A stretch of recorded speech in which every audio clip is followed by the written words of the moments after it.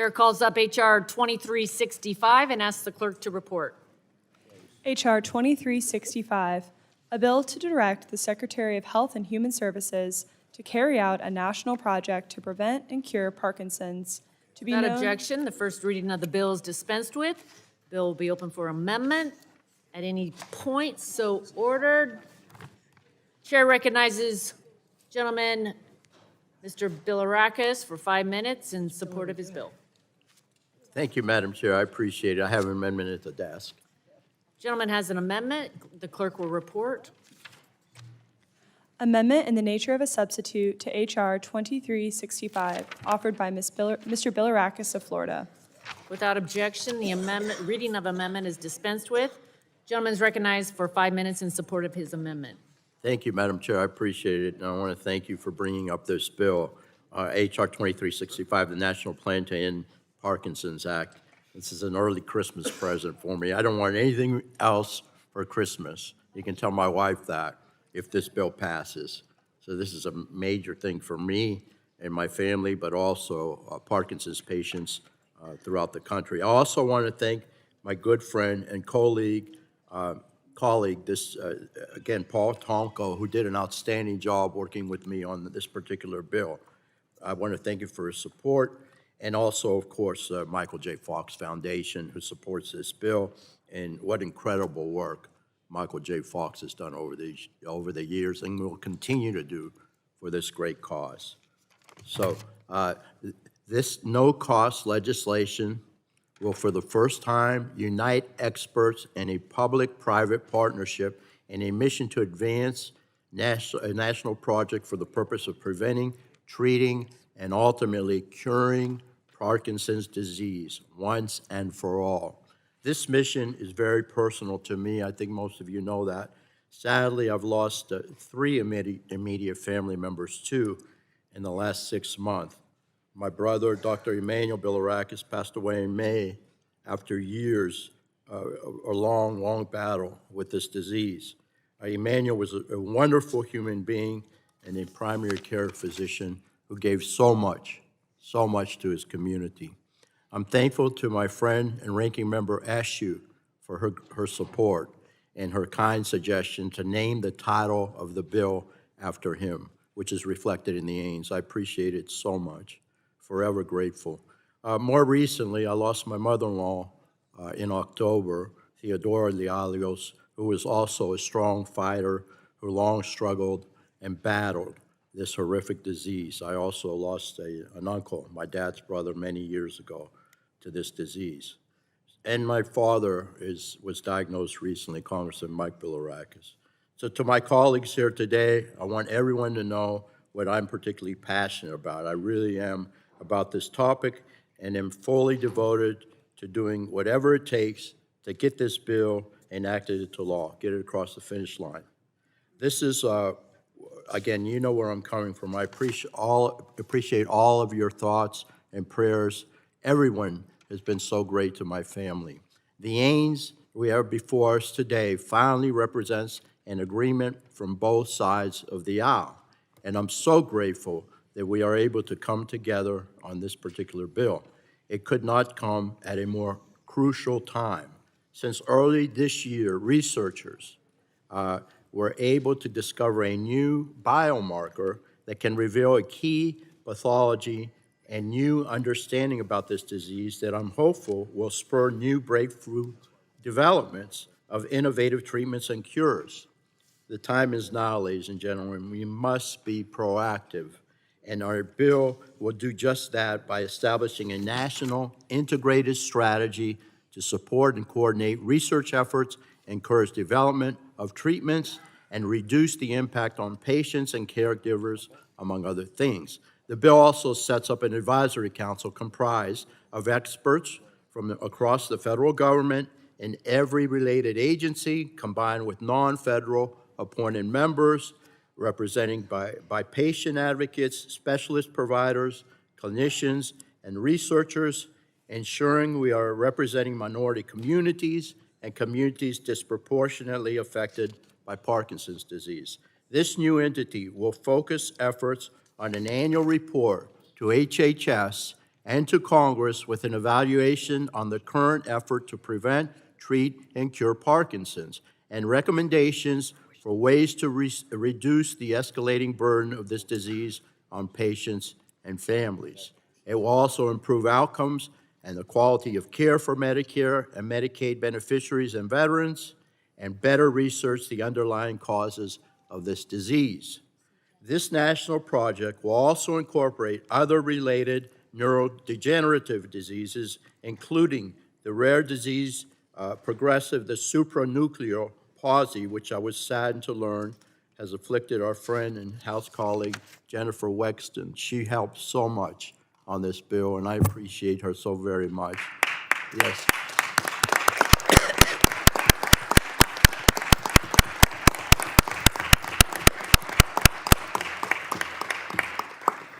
We're all together today on this. We love you very much. I want to thank again Ms. Wexton for her courage and support on the bill and her continued to work in Congress as she battles this dreadful disease. And I want her to know that we are all thinking of her.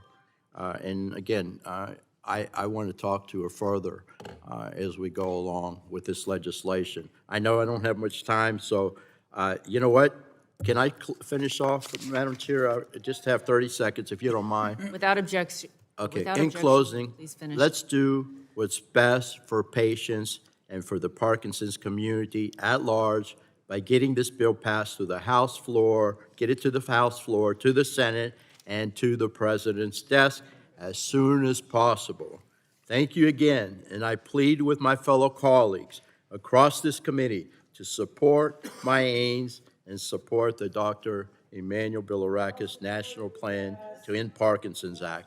And I yield back the balance of my time. Thank you, and God bless you. Gentleman yields back. Further discussion. Chair recognizes Mr. Tonko for 5 minutes.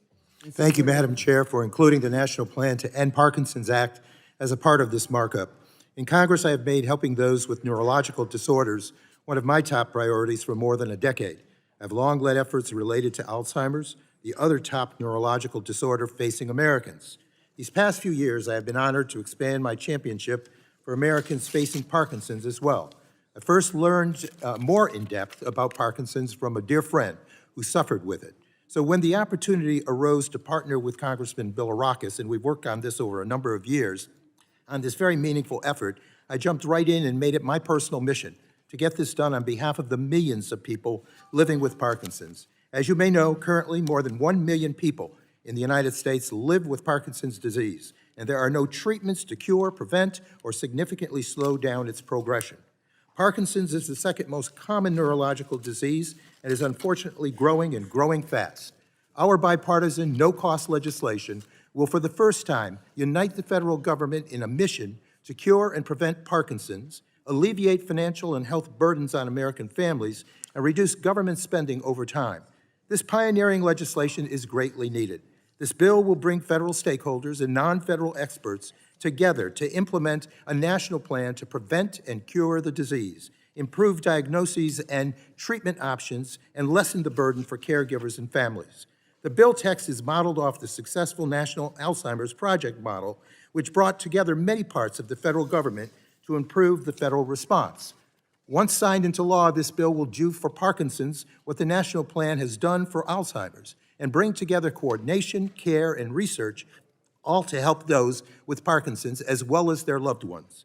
This would help bring a strong focus to a cure, treatment, and also prevention. It will shine a needed light on the suffering related to Parkinson's. Sadly, we recognize that environmental triggers are likely a part of Parkinson's, but so much is still unknown.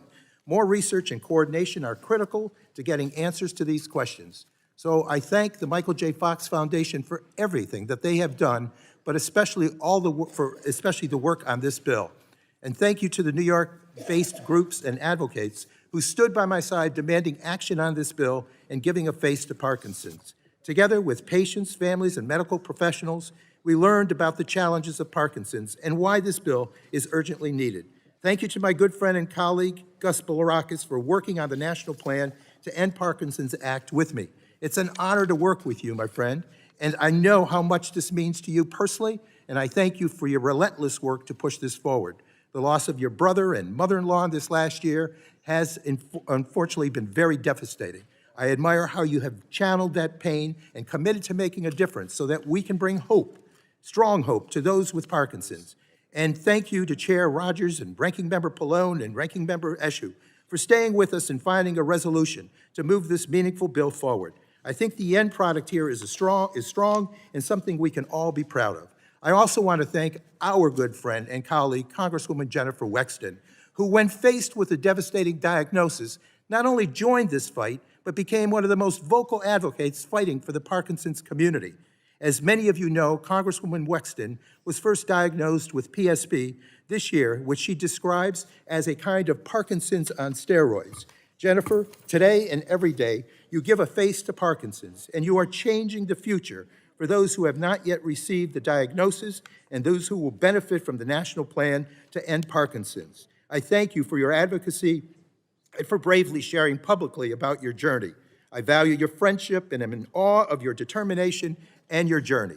Congresswoman Wexton shared this about the national plan to end Parkinson's, and Madam Chair, I ask that we incorporate this into the record. Without and I objection. quote, "Eventually, the nearly 1 million of us who have these diseases in the United States will be unable to walk, talk, or even feed ourselves. We will require extensive and expensive institutional or in-home care, the cost of which will likely be borne primarily by U.S. taxpayers. By bringing together key stakeholders to build a national plan to prevent and cure Parkinson's, the National Plan to End Parkinson's Act is taking a critical and historic step for the millions of Americans with Parkinson's and Parkinsonisms and their families just like mine," and that's a quote from our dear friend, Jennifer. I could not agree more. I ask that Congresswoman Wexton's full statement on the bill be entered for the record. I understand that receiving a Parkinson's diagnosis must be truly devastating for individuals and their loved ones. It is incumbent upon Congress to ensure Americans know they will be supported during this frightening and life-altering time. Our legislation does just that and offers a dose of hope. This is a common-sense, compassionate bill that will establish a robust response to address Parkinson's and ensure that patients and their families receive the care they need.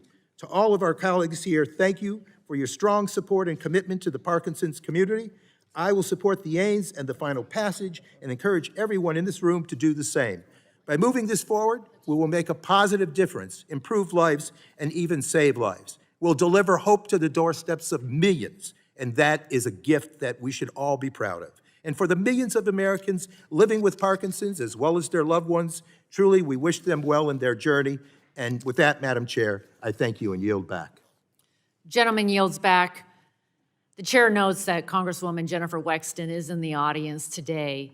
And Jennifer, we are inspired by your fight, your courage, Lord, and we just want you to know that we stand by you. We appreciate your support, your leadership on this legislation, and thanks for joining us today as we move this along. Yes.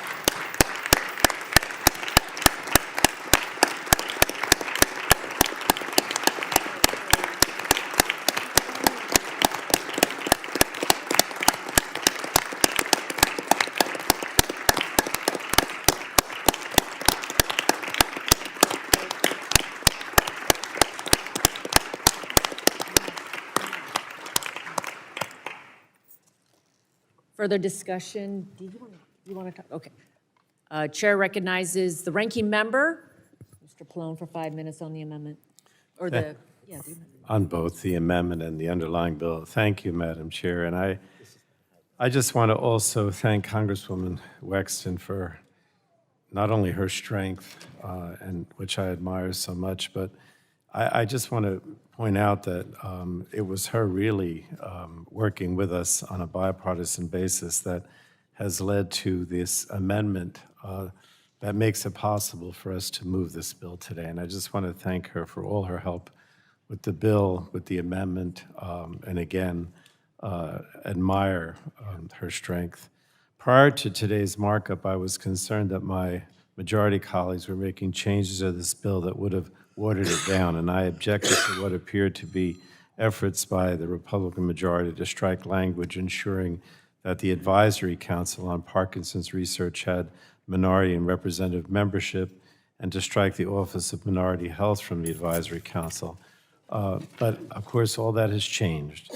And according to a national study, racial and ethnic minorities have been underrepresented in Parkinson's disease research, which has limited understanding of treatments and outcomes across these populations.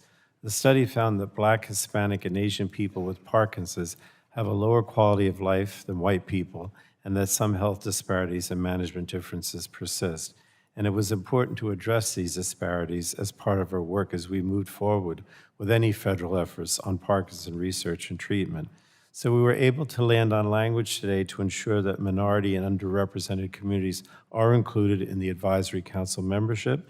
And I want to thank again our chairwoman, McMorris Rogers, Representative Bilirakis, for working with the Democrats to ensure that all representative perspectives will be included in both the federal and non-federal advisory council. And of course, in addition to Congressman Bilirakis, I want to thank Congressman Tonko because he has been pushing for this bill for a long time. So thank you, Paul. The fact is that the Energy and Commerce Committee has long recognized equity to be important considerations in public health legislation and legislation more broadly.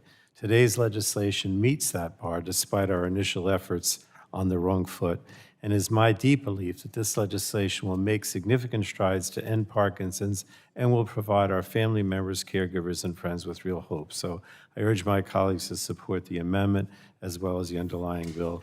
I thank you all again, and I yield back.